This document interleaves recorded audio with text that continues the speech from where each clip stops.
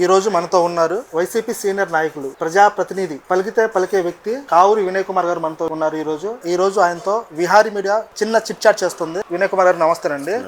వినయ్ కుమార్ గారు, మీరు ముందు ప్రజా ప్రస్థానంలో ప్రజలతో ఎలా మమేకం అవుతున్నారు? మీ అసలు రాజకీయంలో ప్రస్థానం ఎక్కడి నుంచి స్టార్ట్ అయింది? నా రాజకీయ ప్రస్థానం 1995 సంవత్సరంలో నేను రాజకీయాల్లో రావాలని వచ్చినప్పుడు నాకు తెలుగుదేశం పార్టీ కానీ కాంగ్రెస్ పార్టీ కానీ అప్పుడు నాకు టికెట్ ఇవ్వలేదు, మ్యాండేట్ కూడా ఇవ్వనప్పుడు నేను ప్రజల యువకుల ప్రోత్సాహంతో మా గ్రామస్తుల సహకారంతో ఇండిపెండెంట్గా పోటీ చేసి అత్యధిక మెజార్టీతో గెలవడం జరిగింది.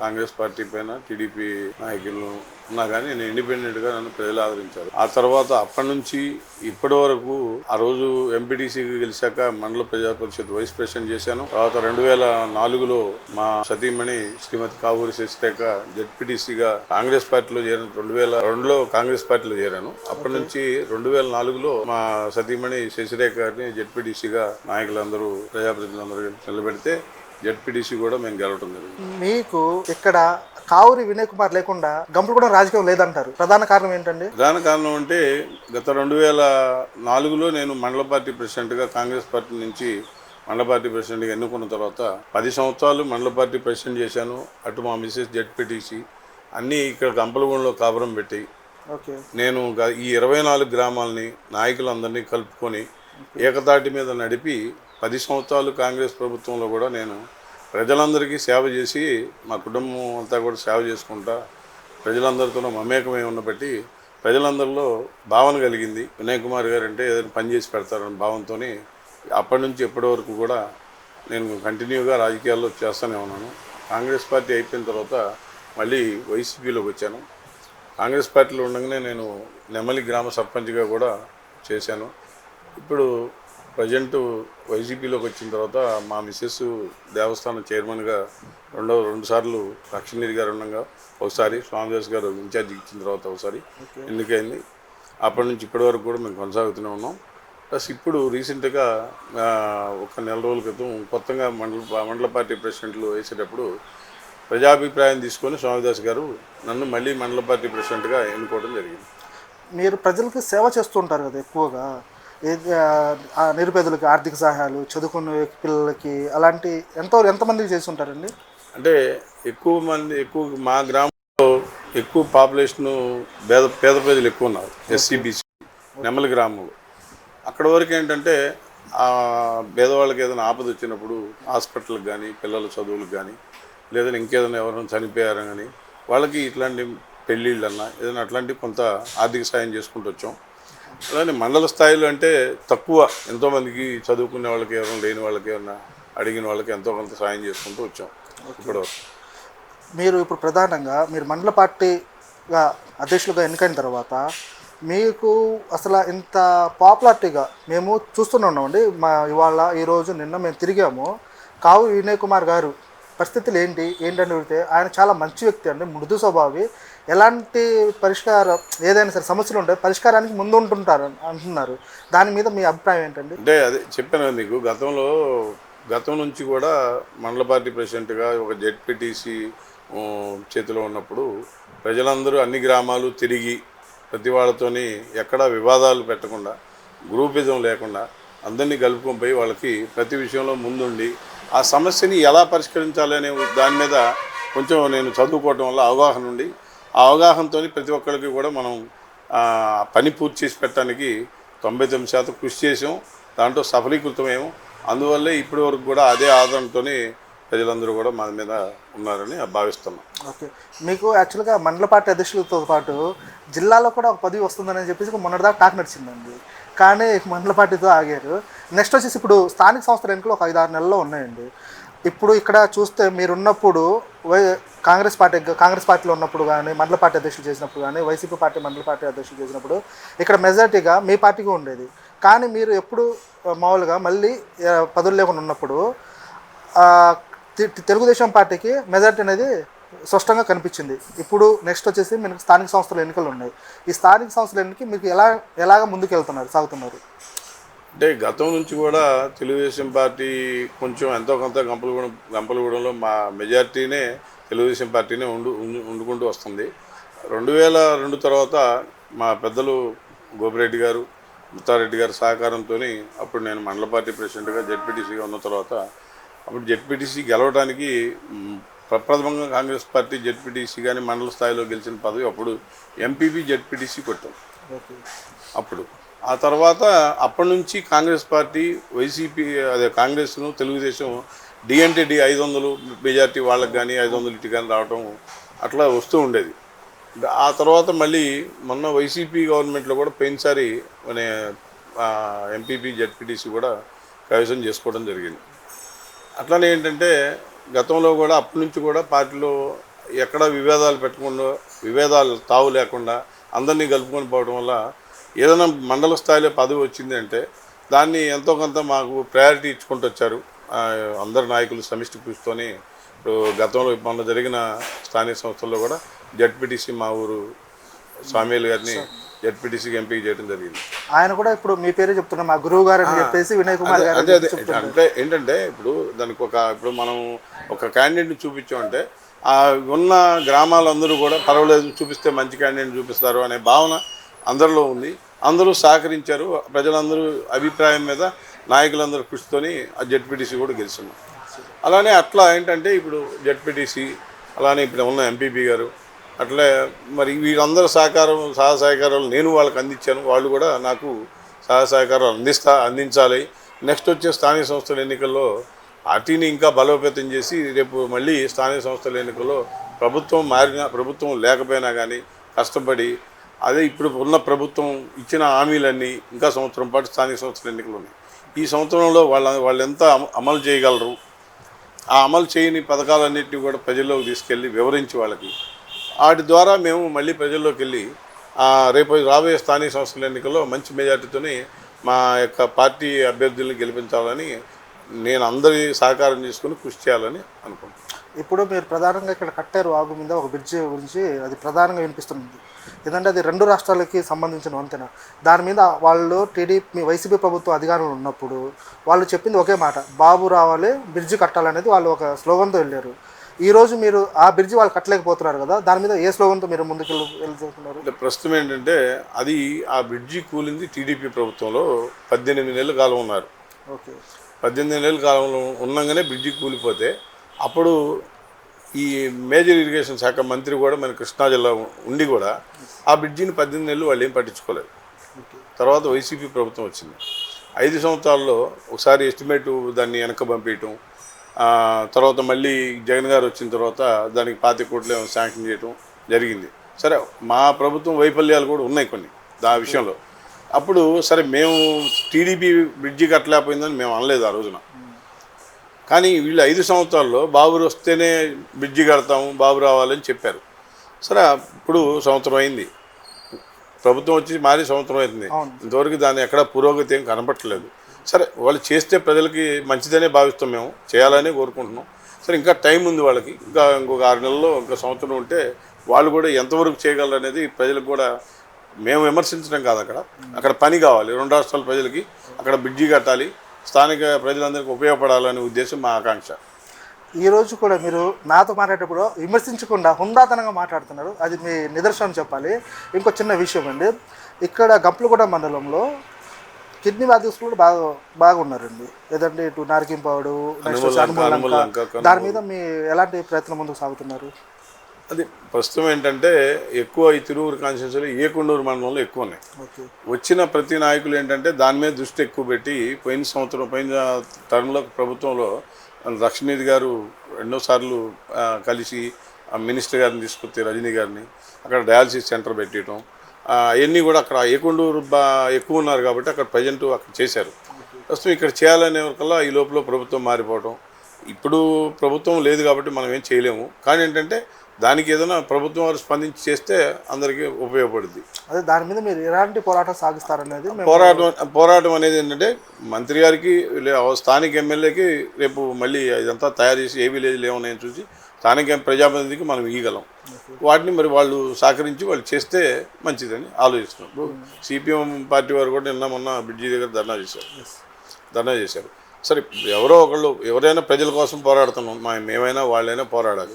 ఆ పోరాటం అనేది ఏంటంటే వాళ్ళు ప్రజెంట్ ఉన్న సిచ్యువేషన్లో ఏంటంటే వాళ్ళే స్థానిక నాయకులకిను స్థానిక ప్రజాప్రతినిధి ఎమ్మెల్యే గారికి పడక వాళ్ళే ఏదో కొంచెం డిస్టర్బెన్స్గా ఉన్నారు. కుమ్మలాట్లు జరుగుతుంది. కుటుంబ ప్రభుత్వంలో కుమ్మలాట్లు జరుగుతున్నాయి. దానివల్ల వాళ్ళు అవి మానేసి అభివృద్ధి మీద దృష్టి పెట్టి గ్రామాల్లో మౌలిక సదుపాయాలు ఏమేమి అవసరం అవి స్థానిక నాయకుల ద్వారా సేకరించాలి. ఫస్ట్ ఆఫ్ ఆల్ ఏంటంటే ఇక్కడున్న పొరపాటు ఏంటంటే ఏ పార్టీ చేసినా కానీ స్థానికంగా ఉండే ప్రజాప్రతినిధి కనీసం ఎమ్మెల్యే అంటే కనీసం ఒక జడ్పీటీసీనో ఒక ఎంపీపీనో ఒక సర్పంచో చేస్తే అతనికి వాస్తవాలు ఏంటి, గ్రామాల్లో ఉన్న సమస్యలు ఏంటి, ప్రతిదీ విషయాలు తెలుస్తాయి. ఈ పార్టీలు ఎక్కడి నుంచో తీసుకొచ్చి ఒక అభ్యర్థిని తీసుకొచ్చి పెడుతున్నారు. అతను చదువుకున్నాడు, ఐఏఎస్ ఆఫీసరు, కలెక్టర్ అవ్వచ్చు. కానీ ఇక్కడ ఉన్న ఉమ్మడి కోసం ఏం కావాలి, ప్రజలకు ఏం అవసరం, ప్రజలకి మనం ఏం చేయాలనే ధోరణి వాళ్ళకి తెలియదు. అది తెలుసుకునే వాళ్ళని వాళ్ళకి సగం టైం అయిపోతుంది. కాబట్టి దయచేసి ఏంటంటే మా ఆలోచన ఏంటంటే ఏ ప్రభుత్వమైనా ఏ పార్టీ అయినా కానీ స్థానికంగా ఉండేవాడికి ఒక ఎమ్మెల్యే ఇచ్చిన ప్రజాప్రతినిధి ఇస్తే అతనికి ఉన్న నాయకులు విలువేంటి, అక్కడున్న గ్రామంలో అతనికి లీడర్షిప్ ఉన్న వాల్యూ ఏంటి, అక్కడ ఉన్న ప్రజల సమస్యలు ఏంటి, అవన్నీ అతను తెలుసుకోగలిగితే అప్పుడు ఏమన్నా గ్రామాలకు కానీ మా ప్రజలకు కానీ ఏమైనా సేవ చేయగలుగుతారని నా భావన. ఓకే, ఇప్పుడు వాళ్ళ కుమ్ములాట్లు పక్కన పెట్టేద్దామండి. ఇప్పుడు మీ ఇన్ఛార్జ్ నల్లగట్ల స్వామిదాస్ గారు స్థానికంగా ఉన్నారు. కానీ అలాంటి వ్యక్తి మీద కూడా వీళ్ళు విషప్రచారం చేస్తున్నారు. ఏమని స్వామిదాస్తో కొలికిపూడి శ్రీనివాసరావు టైఅప్ అయ్యారు అనేది నిన్న ఒక వాదన తీసుకొచ్చారు. దాని మీద మీ కన్ను ఏంటండి? నిన్న చూశాను, మీటింగ్లో మాట్లాడారు, ఇంతవరకు బయటపడలేదు. నిన్ననే స్వామిదాస్తో మాట్లాడుతున్నారని చెప్పి అన్నారు. ఇప్పుడు స్వామిదాస్ గారు గత 30 సంవత్సరాల్లో 5 సార్లు ఎమ్మెల్యే చేశారు, 3 సార్లు ఎమ్మెల్యే చేశారు, 5 సార్లు పోటీ చేశాడు, 2 సార్లు ఎమ్మెల్యే చేశారు, 3 సార్లు 5 సార్లు మొత్తం పోటీ చేశాడు. అయితే అతనికి ఉన్న సంబంధాలు ఏంటి? మరి ఒకే పార్టీలో 30 సంవత్సరాల నుండి అతను చేసిన తర్వాత అతను విరక్తి బుట్టో విసుగు చెందో పార్టీ మారాడు. పార్టీ మారినంత ప్రజలకి ఆయన ఎన్నో సేవ చేస్తున్నాడు. ఆ పార్టీలో ఉండి ఆ పార్టీ వాళ్ళకి సేవ చేశాడు. సేవ చేసిన వాళ్ళు మర్చిపోరు కదా, వాళ్ళందరూ ఆదరిస్తారు కదా. అలానే ఏదన్నా మాట్లాడితే ఒకళ్ళు మాట్లాడవచ్చు. కానీ ఇప్పుడున్న ప్రజాప్రతినిధి ఎమ్మెల్యేతో టైప్ అవ్వాల్సిన అవసరం అతనికి ఏముంటుంది? ఇవి ఏంటంటే వాళ్ళు తెలుగుదేశం పార్టీ వాళ్ళకిను వాళ్ళలో వాళ్ళ కుమ్ములాట వల్ల దాన్ని ఏదో రంగం బహిర్గతం చేయాలి అంటే అతని మీద బురద జల్లాలి అంటే స్వామిదాస్ అంటే వైసీపీ వాళ్ళతో కుమ్మక్కాయడని నిన్న ఇచ్చారు పేపర్లో. అవునండి, అలా వైసీపీ వాళ్ళని కొలికిపూడి శ్రీనివాస వ్యక్తి స్వామిదాస్తో ప్లస్ ఇక్కడ వైసీపీ నాయకులతో కుమ్మక్కయ్య అంటున్నారు. అదే నేను అనేది స్థానికంగా అవ్వాల్సిన అవసరం స్వామిదాస్ గారికి లేదు కదా. ఏంటంటే కొలికిపూడి శ్రీనివాసరావు గారిని ఏదో చేయాలి, వాళ్ళు సస్పెండ్ చేయించాలనో ఇంకోటో వాళ్ళ పార్టీలో ఉన్న ఎలిగేషన్స్ ప్రకారం బయటోడి మీద చేస్తే కానీ అధిష్టానం దృష్టికి రావడం కోసం స్వామిదాస్ గారి పేరు వాడుకుంటున్నారు. ఇప్పుడు గోపాలపురం సర్పంచ్ ఏదో చెప్పారు మొన్న, అట్లాంటి వాళ్ళతో ఏమన్నా ఒకళ్ళిద్దరు ఏమన్నా ఉంటే సర్పంచ్లు కానీ వాళ్ళతో మాట్లాడతారు. ఒక కాన్స్టిట్యున్సీ ఒక పార్టీకి ఇన్ఛార్జిగా ఉన్నాడు ఆ స్వామిదాస్ గారిని అలా అంటాం అది భావ్యం కాదు. అది తెలుసుకొని మాట్లాడితే పద్ధతిగా ఉంటుంది అనుకుంటున్నాను నేను.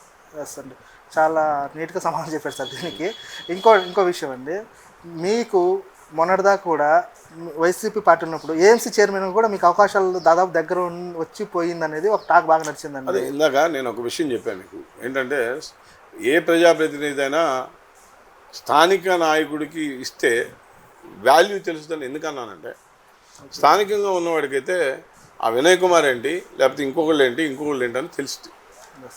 ఆ విలువ తెలియకుండా ఎక్కడి నుంచో వచ్చిన వాళ్ళకి ఏంటంటే వాళ్ళ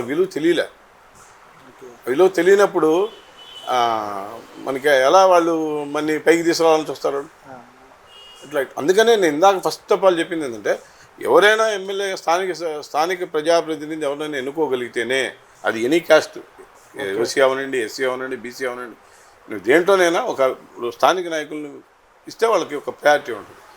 ఇప్పుడు నాకు నా మండలం మొత్తం తెలుసు, నా విలేజ్ మొత్తం తెలుసు, నా మండలం మొత్తం తెలుసు, నా కాన్స్టిట్యున్సీ మొత్తం తెలియదు కదా. నేను మండల స్థాయిలో ఉన్నా. అలానే ఎక్కడో ఉన్న అమరావతిలో ఉన్న అతను తీసుకొచ్చి ఎమ్మెల్యే పెట్టారు. మా పార్టీ వాళ్ళు కూడా అతను దక్షిణీతి గారిని తీసుకొచ్చి ఇక్కడ పెట్టారు. మరి అలా ఏంటంటే కొన్ని వాళ్ళకి వినయ్ కుమార్ వాల్యూ ఏంటో తెలియదు, ఇంకొక ప్రజాప్రతినిధి వాల్యూ తెలియక అన్నీ డిస్టర్బెన్స్ జరుగుతున్నాయి. ఆ డిస్టర్బెన్స్ లేకుండా ఉండాలంటే స్థానిక నాయకులు అయితే అందరూ విలువ తెలిసిన వాడైతే ఆ విలువ ప్రకారం పోతాడు. ఇవన్నీ ఇప్పుడున్న తెలుగుదేశం పార్టీ అవ్వచ్చు, వైసీపీ అవ్వచ్చు, ఎవరైనా సరే నా ఆకాంక్ష ఏంటంటే పబ్లిక్కి ఏదైనా జరగాలి అంటే అక్కడ స్థానికంగా ఉన్న ఏమైతే అవసరాలు ఉన్నాయి ప్రజలకి ఏమైతే చేయాలనుకుంటున్నాడో ఆయనకి ఇంటి దగ్గర కూర్చొని ఒకళ్ళు చెప్పవసరంలే. స్థానికంగా ఉన్నాడు, ఎక్కడి నుంచో వచ్చిన అతనికి మా నెమల్లో ట్యాంక్ లేదు, వాటర్ ట్యాంక్ లేదు, లేకపోతే ఇక్కడ కానీ చెప్పాలి. అదేనండి. అదే ఇక్కడ ఉన్నోడికి అన్నీ తెలిసిపోతాయి ఆటోమేటిక్. స్థానికంగా ఉంటారు, స్థానిక సమస్యలు అవగాహన ఆ సమస్యలు తీరిస్తే ఇతనికి కూడా వాల్యూ ఉంటుంది. ఇప్పుడు 5 సంవత్సరాలు ఎమ్మెల్యేగా ఉంటున్నారు, ఇప్పుడు రత్నీర్ గారు ఉన్నారు, టికెట్ అయిపోయింది, తీయలేదు, ఆయన ఎక్కడో పోయాడు. ఈ జనాలతో ఆయనకి పని లేదు, ఆయనకి జనాలతో పని లేదు అన్నట్టు ఉంది. అలా కాదు కదా. ఇప్పుడు కోటరామయ్య గారు ఇక్కడ ఎమ్మెల్యే చేశారు, ఎక్కడ చేశారు, మరి ఆయన ఇక్కడే ఉన్నాడు, ఇక్కడే చనిపోయాడు. అప్పటి వరకు కూడా ఆయన రోడ్డు ఎమ్మటి నిలబడితే నాలాంటి కూడా, నేను చిన్నపిల్లగా ఆయన నిలబడడం నాకు ఓటు కూడా లేదు, చిన్నపిల్లగా.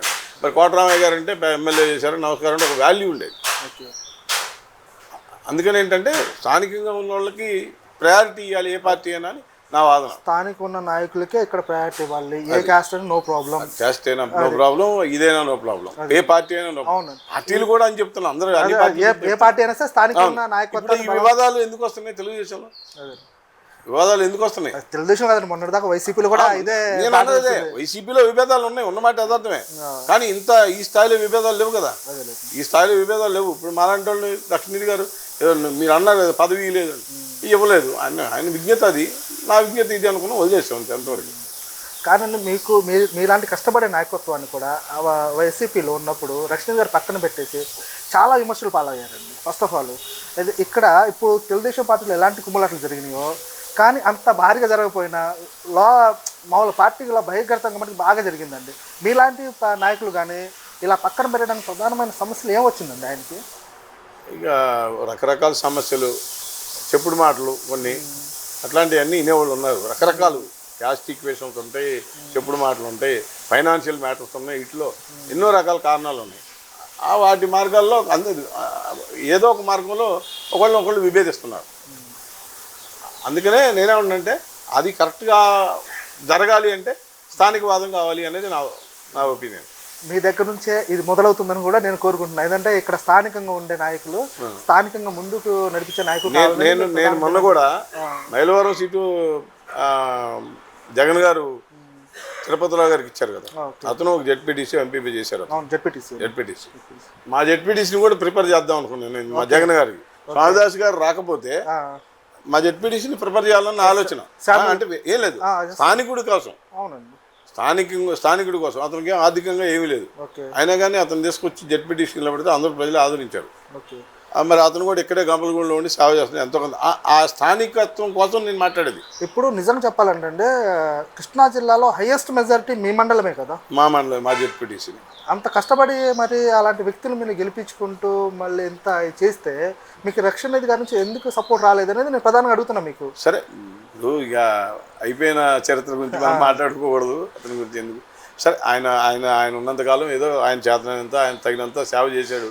అతని విమర్శించాలన్న ఉద్దేశం కాదు, తెలుసుకోలేకపోయాడు. అది టైం ప్రకారం ఏది తెలుసుకోలేకపోయాడు, అతను ప్రవర్తన అలా అయిపోయింది అంతే. మరి నెక్స్ట్ మీ టార్గెట్ ఏంటి సార్? మండలం టార్గెట్ అనేది ఏముంటుంది? మండలంలో స్థానిక సంస్థల ఎన్నికలు వచ్చినప్పుడు కష్టపడతాం అందరం కలిసి. మా పార్టీ నాయకులు అందరూ ఉన్నారు, అందరితో పాటు మాకు ఇప్పుడు ఉన్న ప్రజాప్రతినిధులు ఎంపీపీ ఉన్నాయి, జెడ్పీటీసీ ఉన్నారు, నేను మండల పార్టీ ప్రెసిడెంట్ ఉన్నా. ఆ శాయశక్తిలో కష్టపడి పోయినసారి గ్రామ పంచాయతీలు ఎంపీటీసీ అలా గెలిచాము. అట్లే మళ్ళీ మనం 80% స్థానిక సంస్థల్లో వైసీపీకి చేయాలన్న ఆలోచనలో ఉన్నాం మేము. ఆ కార్యాచరణతో ముందుకు పోవాలి. ఇప్పుడే 4 రోజులు అవుతుంది మండల పార్టీ ప్రెసిడెంట్ తీసుకొని. ఇంకా సమావేశాలు వేసి కమిటీలు వేయాలి. ఈ కమిటీలు అన్నీ వేసిన తర్వాత పూర్తి స్థాయిలో ఇన్వాల్వ్ అయ్యి అందరి కృషితోని పార్టీని బలోపేతం చేసి రేపు మన జగన్మోహన్ రెడ్డి గారి సారథ్యంలో మరి పార్టీ జిల్లా అధ్యక్షులు దేవినేని అవినాష్ గారు ఉన్నారు. అవినాష్ గారు, మా ఇన్ఛార్జి నల్లగడ్డ స్వామిదాస్ గారు, వాళ్ళందరూ ఆదేశాలు, వాళ్ళ యొక్క ఆచరణలన్నీ పాటించి పార్టీని బలోపేతం చేసి నెక్స్ట్ స్థానిక సంస్థల్లో కానీ రాబోయే ఎమ్మెల్యే ఎలక్షన్ కల్లా మళ్ళీ మంచి ప్రజాప్రతినిధిని చూసి మా నల్లగడ్డ స్వామిదాస్ గారు ఇన్ఛార్జి లోకలే, ఆ లోకల్ నాయకత్వం ఇవ్వటం వల్ల మొన్న మేము ఆ వాదం కూడా తేలేపాం లోకల్ కాబట్టి.